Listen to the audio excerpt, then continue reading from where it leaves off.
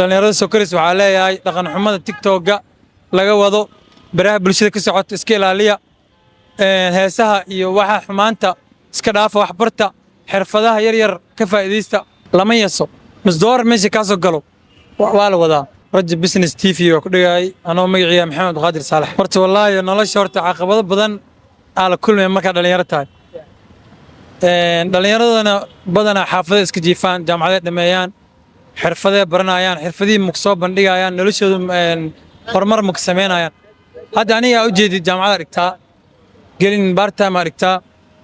shirkada marketing aan ugu shaqeeyaa nolosha waxa la arkayni malaha marka niyow aniga ahaan noloshaan waa soo jabay waxa waay maanta nin rag inta soo maray war xataa dhismaxta waqti shaqeeyay waxa la yaabaysi arkis marka niyow dad badan oo saaxiibadii arkay oo magaalada joogaan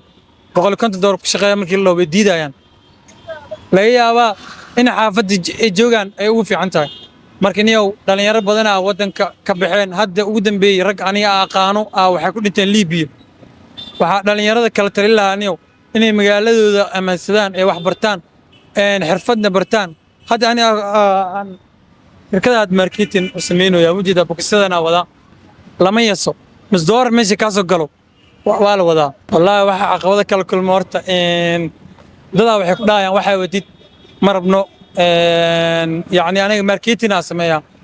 marketing waa haysanaya ku dhaay ma fahansano marketing micnihiisu waxa waa in yani wax la sameeyo in shirkad loo sameeyo xaysiimo qofka laga dhaadhiciyo ani aan hadda marketing aad ugu fiicanahay isdhexgalka bulshada waa qaana qofkii rabo yani in yani iga faa'iideystaan ha iga faa'iideysto ani xirfadeeda horta the first one waxa waaye horta ani jaamacadda public health ka bartay nutrition research waa qaana wax badan laakiin isma keenayso baahida ayada ku soo doonanayso ayaa macnaha inaad raadis la maro marka waxa waaye ani hadda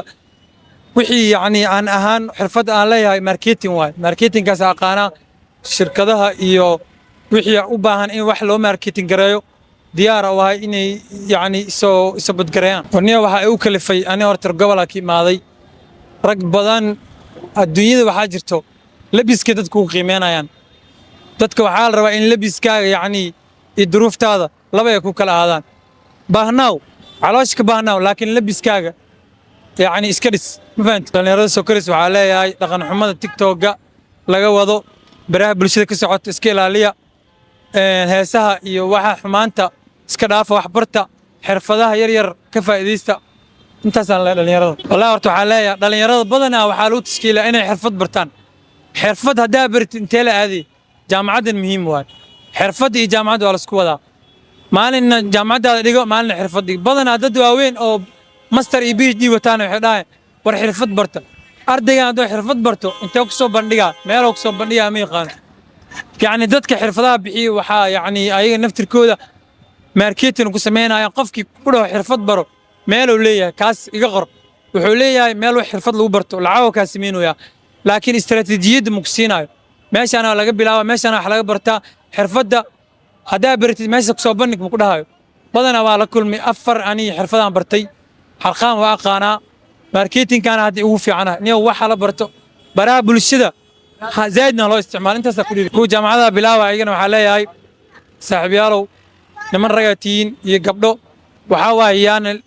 اللي لسه فرصتها حرفت كلية ماهن باج كهلا برتو جامعة هالحجيو مركوا كسر رجل TV وكل باي وانا ما سنتي صاحب